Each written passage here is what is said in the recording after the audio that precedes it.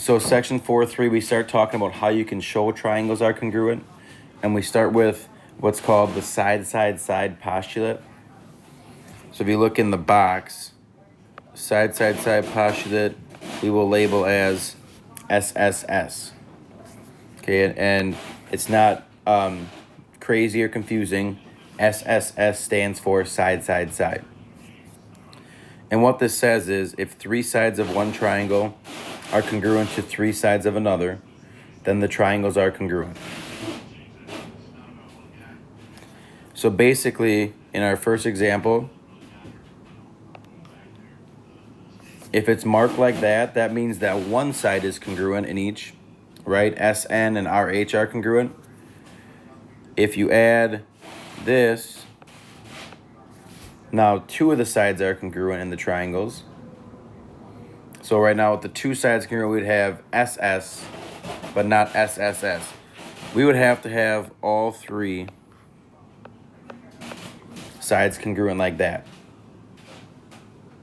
Okay, if you see something like this where all three sides in one triangle are congruent to all three in the other, then it's called side congruence. So if we were to write a congruence statement,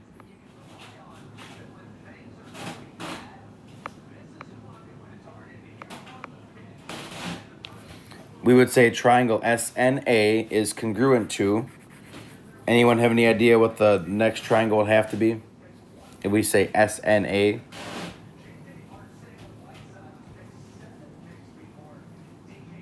which side is the same as SN? RHJ. RH. So RH matches up with SN, so it'd be RHJ. So the congruent statement would be triangle SNA is congruent to triangle RHJ because SN matches up with RH. Okay. NA. So NA are the second two letters. That matches up with HJ because you see they both have two marks, two hash marks. And then lastly, AS and JR both have three marks. So those are also congruent. Okay? So if all three sides in one triangle are congruent to all three sides in another, the triangles are congruent by side. How this is different from yesterday is if you notice, none of the angles are marked. We don't have to know any of the angles if we know that all the sides are congruent. In example 2,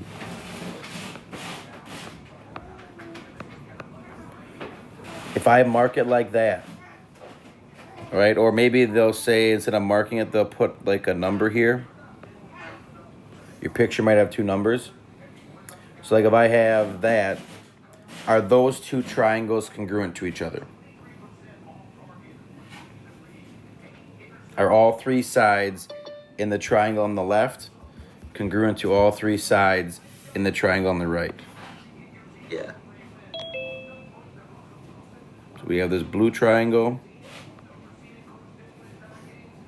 And we have this yellow triangle over here.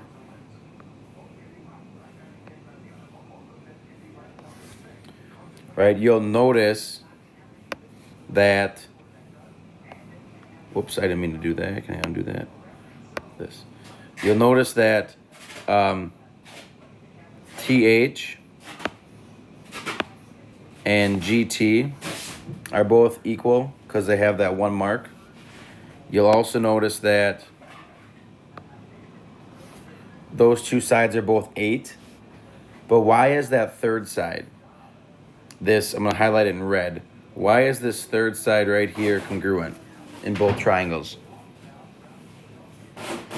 Because it's the same line in both triangles. Right, it's the same line in both triangles. If I draw these triangles separately, if I separate them like this,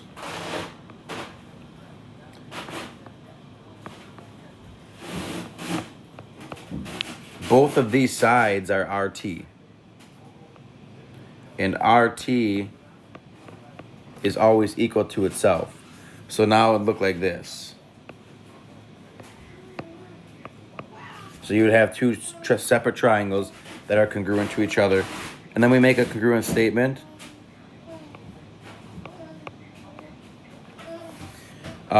Let's name that first triangle TGR. TGR. What is TGR congruent to? What would the order have to be in the second triangle?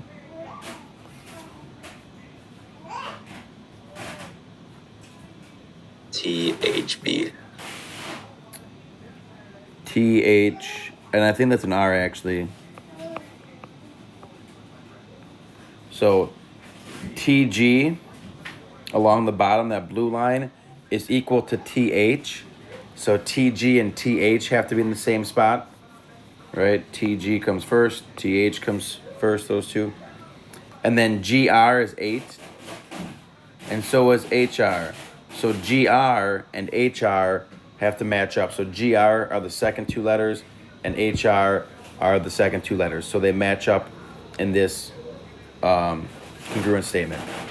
So the order does matter. Okay, so when we're asked to do a proof, remember, this is where we draw like our T-chart. We put our statements on the left.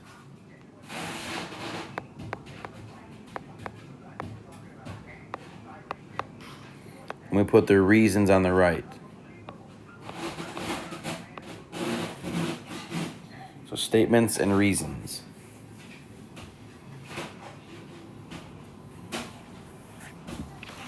All right, so what statement do we always start with?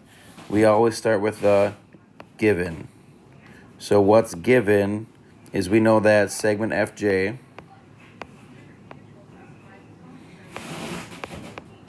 is congruent to segment HJ.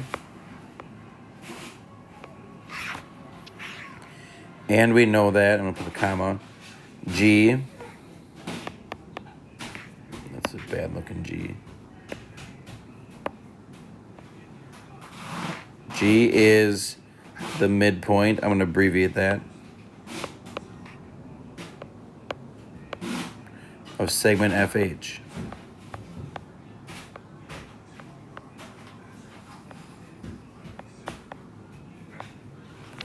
And the reason for that is that was given to us. They told us that. And if you look at the picture, they marked FJ congruent to FH. That is marked right here.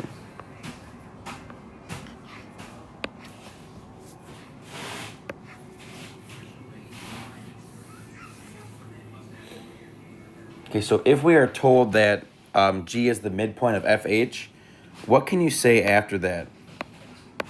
What does that mean? Like, what's a statement we can make now knowing that G is the midpoint? That FJ is equal or is congruent to GH. Say that one more time. That FJ is congruent to GH. Okay, so here's GH. What's congruent to GH? FJ. Or FG, sorry. FG, yes. FG is congruent to GH. So since we know G is the midpoint, it's in the middle, we can say, oh, all right, well, that means segment FG is congruent to segment GH. And the reason is definition of midpoint.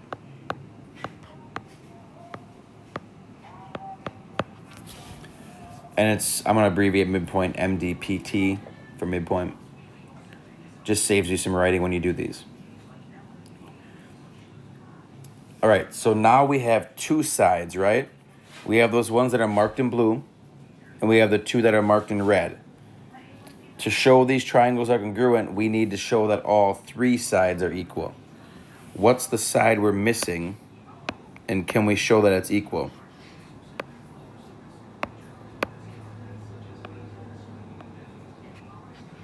Right now we have two triangles, and we showed that two of the sides are equal.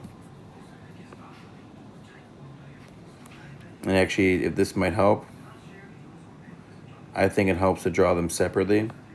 So G, F, J,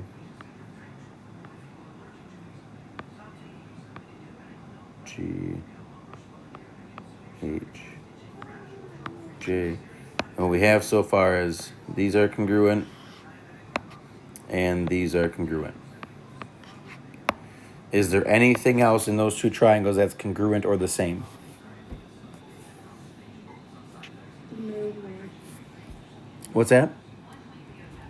The middle line. Yeah, J. this. Go ahead. Oh, JG. That's what I was just trying to say. The middle line. Exactly. JG. They share JG. It's kind of down the middle. So JG is going to be the same in both triangles. It's the same exact line. So you would say that JG is congruent to segment JG. And the reason is reflexive property.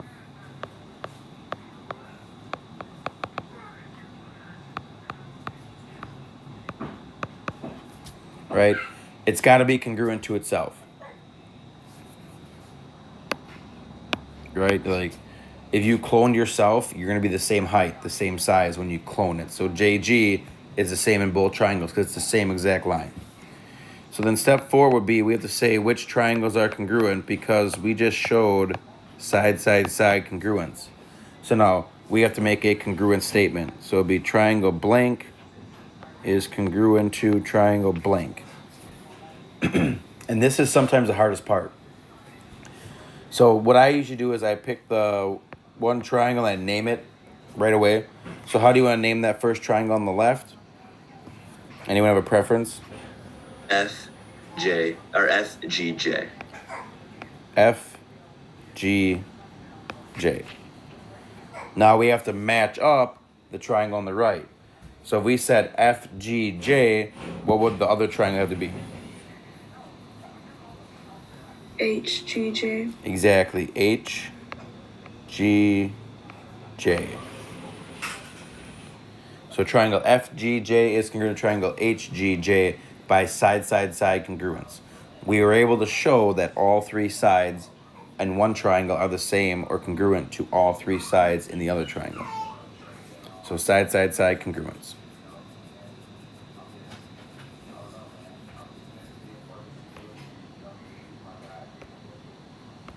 Okay, I think we have 2 checkpoints and then we have one graph to talk about. Okay, so if you look at the checkpoints, it says, decide whether the congruent statement is true, explain your reasoning. So they're saying that JKL is congruent to triangle MKL. So if we go through this, we can match up the sides and say if they're congruent or not. So the first side is JK. Is JK equal to MK?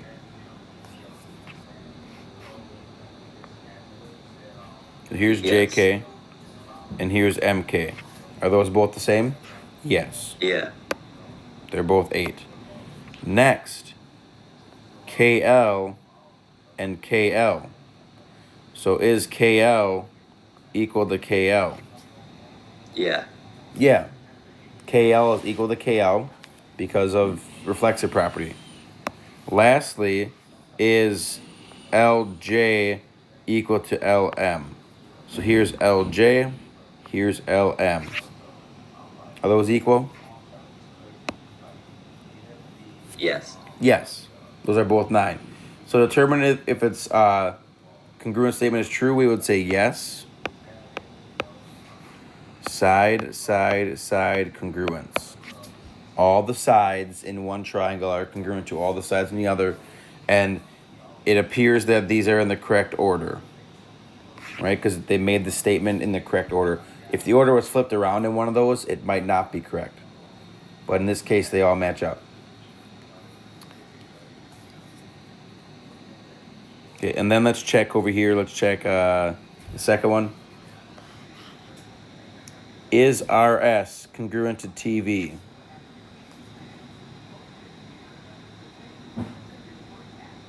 Is RS equal to TV?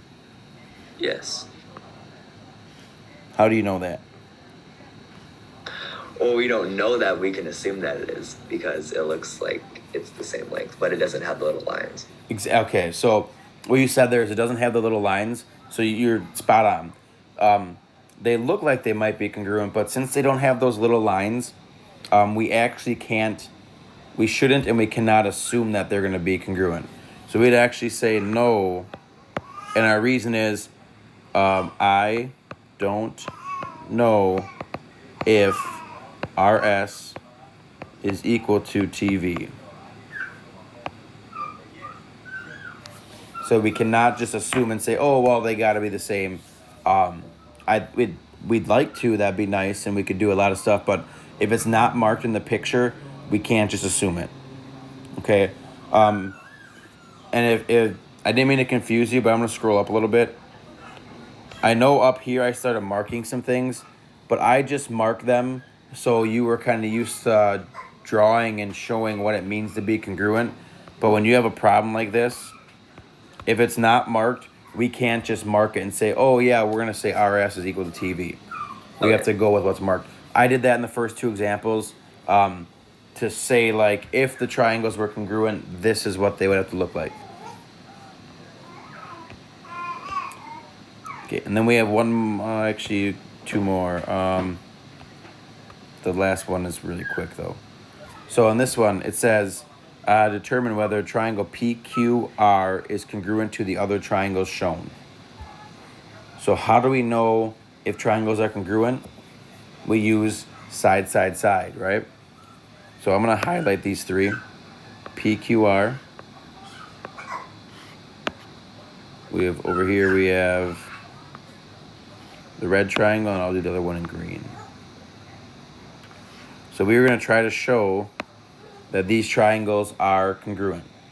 So what we're going to do is actually find out how long each of the sides are. So we're going to actually do kind of 3 columns. We're going to find out PQR.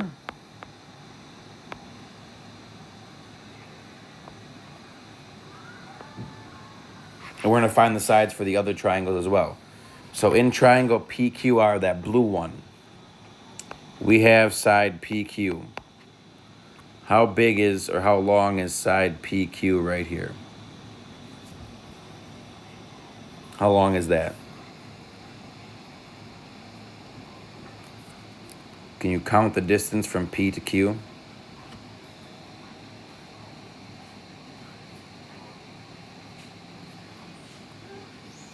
If you start at P, you go down 1, 2, 3 to get to Q. So how long is PQ? 3. Okay. We also define QR. So start at Q and count your way over to R. Okay, those of you in the Zoom right now, go ahead and put that in the chat. How far is it from Q to R? I want to make sure you're still with me.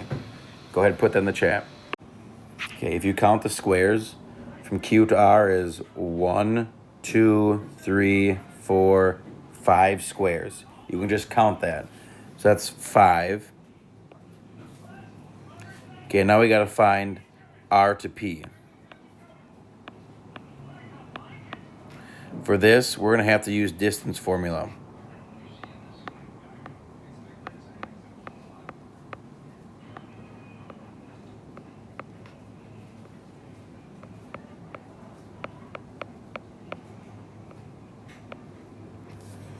So the distance formula is x2 minus x1 squared plus y2 minus y1 squared. And the reason we have to use distance formula is because if you look at that one, from P to R, it's diagonal, so we can't just count the squares. So the ordered pair for R is 2, 2.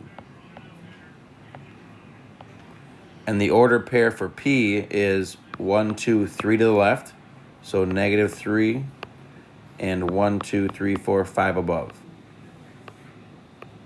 So -3, 5 is the ordered pair for P.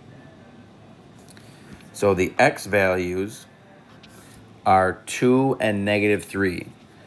So it's going to be the square root of 2 minus -3 squared plus, now look at the y values, 2 and 5.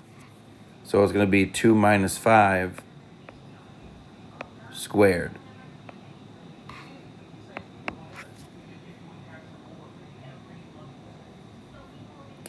So 2 minus negative 3 is 5. So 5 squared plus 2 minus 5 is negative 3. So it'll be negative 3 squared.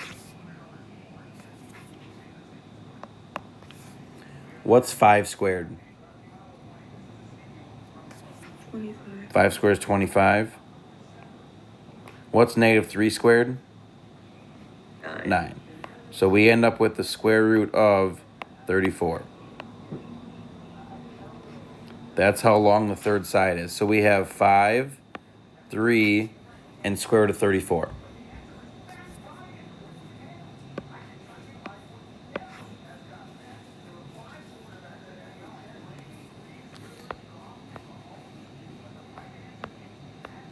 Now we gotta try find the lengths of RVW.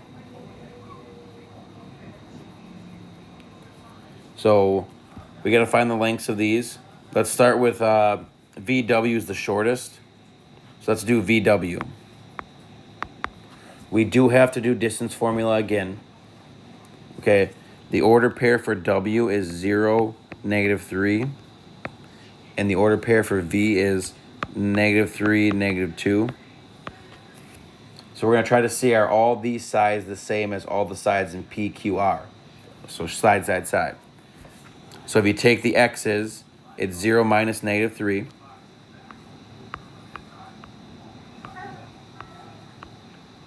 Squared. Then you take the y's, negative 3 minus negative 2.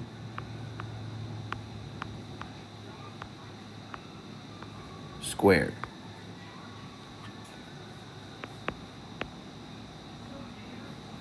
So 0 minus negative 3 is positive 3.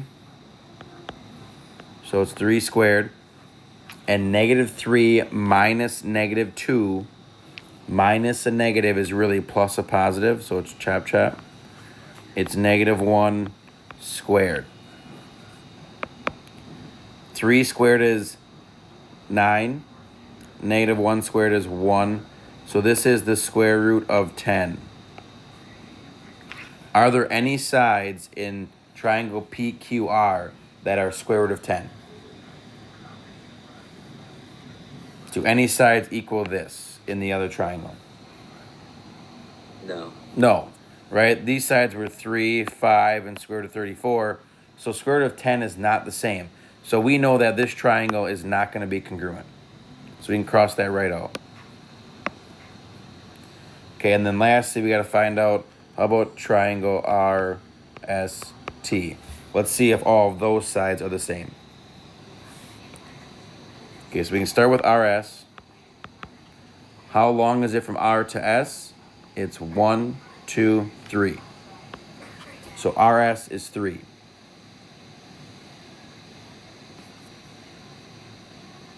Then we can find TR. TR we can actually count.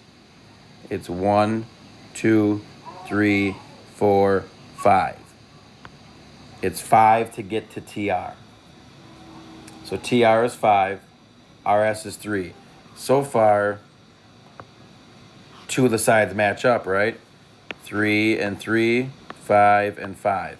We got to find the last side. The last side is ST. Again, we have to do distance formula. So we got to find the order pairs. Like S is at 5, 2. T is at 2, negative 3. So I'm just writing down the X's and Y's. So S is at 5, 2. T is at 2, negative 3. So the X's are 5 and 2. Right? So X and X are 5 and 2. So we would do 5 minus 2 squared. Again, this is the distance formula.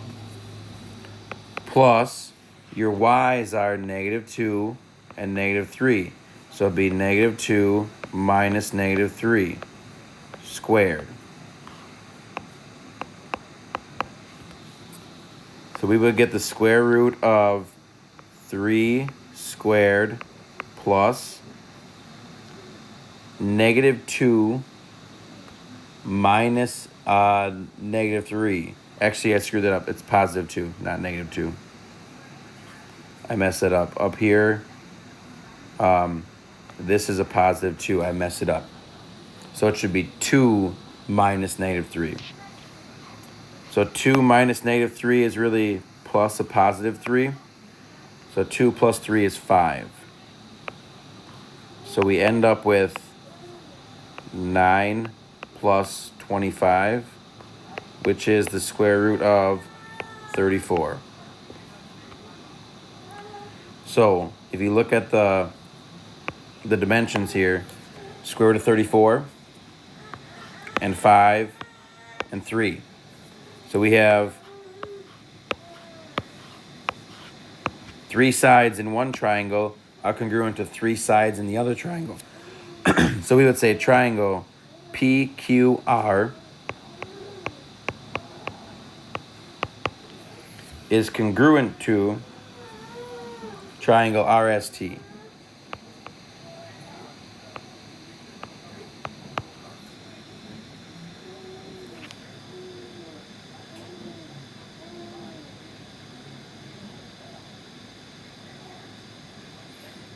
And actually, I think I have the order wrong there. I messed that up too. It shouldn't be RST. Hopefully you caught this. It should be triangle SRT.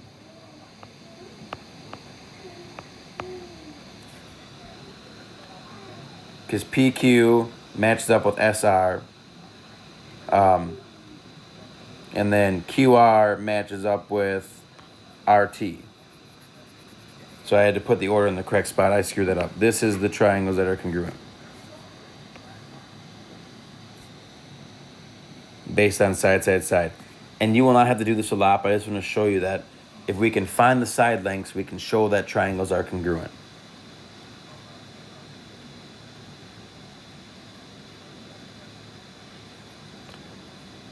Okay, and the last one just kind of talks about the strength of triangles. So if you look, it says explain which table will be more stable and why the other table could collapse. The table that's more stable is going to be on the right. And the reason is because there are congruent triangles there, and those triangles can't change shapes and size. So we would say the right table is more stable because the triangles would make the legs stronger.